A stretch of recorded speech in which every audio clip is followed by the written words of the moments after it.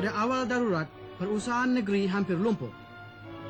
Pengganas komunis bersorak sambil lombong-lombong terhenti kerja. Ladang getah lengang dan perhubungan berkicai. Sedutan filem itu tadi menggambarkan kejahatan, keganasan dan kezaliman komunis di negara kita.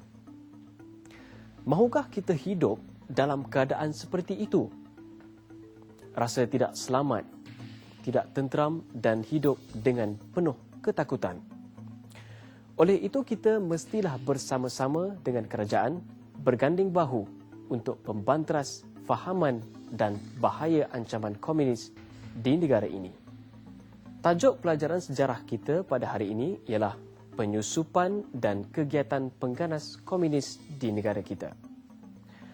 Pelajaran ini akan menerangkan bagaimana pihak komunis cuba menggulingkan sistem pemerintahan yang sedia ada untuk digantikan dengan Republik Komunis Malaya.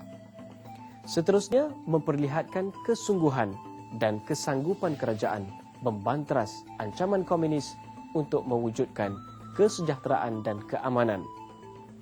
Oleh yang demikian, permuafakatan rakyat dan kerajaan merupakan senjata yang paling ampuh dan berkesan untuk menghadapi bahaya fahaman komunis di negara kita. Tahukah anda bagaimana ideologi komunis berkembang di negara kita? Ideologi komunis diasaskan oleh Karl Marx pada pertengahan kurun ke-19 di Eropah. Komunisme menentang golongan feudal, golongan imperialis dengan menggunakan kekerasan dan kezaliman untuk menggulingkan pemerintahan yang sedia ada bagi digantikan dengan pemerintahan bersifat komunis. Komunisme memperjuangkan masyarakat tanpa kelas, memilik negarakan tanah dan perindustrian seperti yang diamalkan di Rusia dan China. Pada bulan Julai 1919, komunis antarabangsa mengarahkan parti-parti komunis di Eropah untuk menyebarkan ideologi komunis ke seluruh dunia termasuk Asia Tenggara. Ideologi komunis di Malaysia telah disebarkan oleh Parti Kuomintang dan Parti Komunis Nanyang. Mereka menggunakan ejen dan kader-kader komunis untuk mempengaruhi anggota dalam kesatuan-kesatuan sekerja, persatuan-persatuan, kelas-kelas malam dan penerbitan orang Cina. Pada tahun 1924 hingga 1930, Parti Komunis Indonesia cuba menyebarkan ideologi dan fahaman komunis kepada orang-orang Melayu di tanah Melayu. Walau bagaimanapun, ideologi dan fahaman komunis tidak diterima oleh orang Melayu. Mengapakah orang Melayu enggan menerima ideologi dan fahaman komunis tersebut? Ini adalah kerana fahaman komunis tidak mempercayai kewujudan Tuhan ataupun etis. Fahaman komunis juga bertentangan dengan adat resam dan nilai-nilai hidup orang Melayu dari dahulu hingga kini. Selain itu, komunis juga menggunakan kekerasan dan kezaliman untuk mencapai sesuatu matlamat. Pada tahun 1930, Parti Komunis Malaya telah ditubuhkan. Tujuannya adalah untuk menubuhkan Republik Komunis Malaya di negara kita. PKM telah melatih ramai kader dan ejen-ejen untuk menyusup ke dalam kesatuan sekerja bagi menambah keanggotaan. PKM juga cuba bertapak di Sarawak tetapi gagal kerana tidak mendapat sambutan.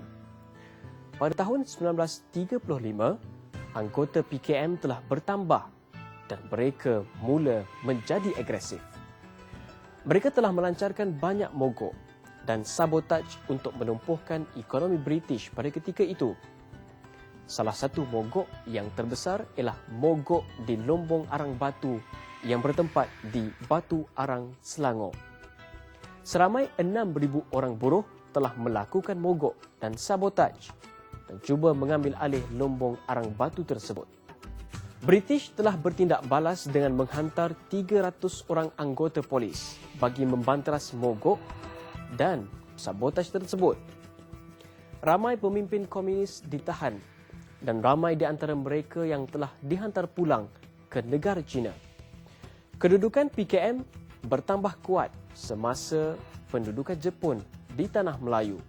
Mereka telah menawarkan kerjasama dengan pihak British untuk menentang Jepun secara taktik menentang gerila.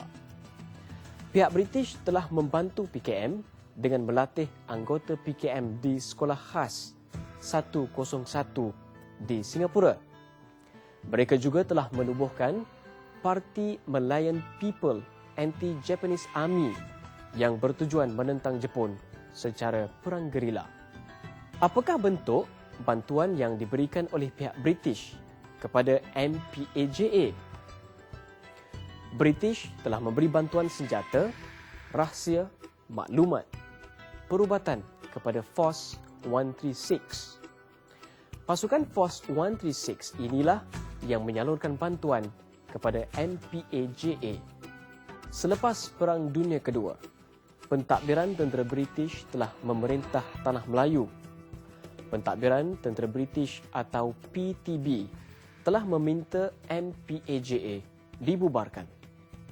Ahli MPAJA bersetuju dan mereka telah memulangkan senjata kepada pihak British. Setiap anggota MPAJA yang menyerahkan senjata diberi wang tunai sebanyak RM350 dan seguni beras. Walau bagaimanapun, tidak semua ahli MPAJA menyerahkan senjata mereka kepada pihak British. Sebaliknya telah menyembunyikan sebahagian daripada senjata tersebut di dalam hutan untuk digunakan dalam pemberontakan yang akan datang. Oleh itu, PKM telah menukar corak penentangan dengan menyertai parti politik. Bagaimanakah keganasan komunis bermula di negara kita? Pada tahun 1948, wakil-wakil PKM telah menghadiri persidangan pemuda komunis Asia di Kolkata, India. Dalam persidangan tersebut, mereka telah membuat satu resolusi iaitu untuk mengadakan pemberontakan komunis secara bersenjata di seluruh negara, terutama di Asia Tenggara. Oleh itu, PKM telah menubuhkan unit gerila yang dinamakan Malayan Races Liberation Army atau MRLA, di mana tugas mereka adalah untuk menyerang ladang-ladang, lombong-lombong milik syarikat British, menyerang balai polis, membakar kilang, membakar bas, merosakkan dan mengalih landasan keretapi dan membunuh mereka yang disyaki bersubahat dengan British. Kemuncak keganasan ini ialah apabila mereka membunuh 3 orang pengurus ladang berbangsa Eropah di Sungai Siput, Perak. Pesuruhjaya tinggi British pada ketika itu, Sir Edward Gen, mengisytiharkan darurat pada bulan Jun 1948 demi melindungi kepentingan ekonomi British di Tanah Melayu. Untuk itu, sekian dulu, kita jumpa lagi.